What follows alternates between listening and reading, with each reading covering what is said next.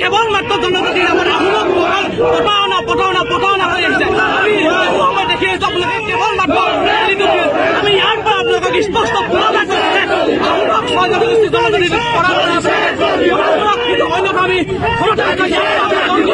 আমি বাধ্য হম।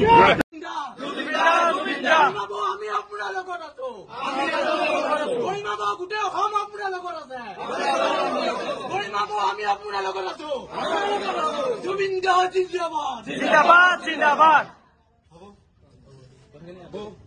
আমি শিৱসাগৰৰ পৰা আহিছো, উজনি অসম থলুৱা মুছলিম পৰিষদৰ পৰা।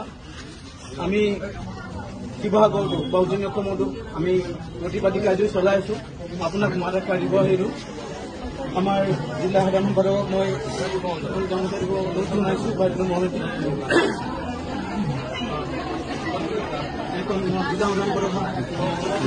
আৰু এটা জুবিনদাৰ প্ৰিয় গছ পুলি নাহৰ পুলি এটা আপোনালোক আগবঢ়াই দিব আপুনি।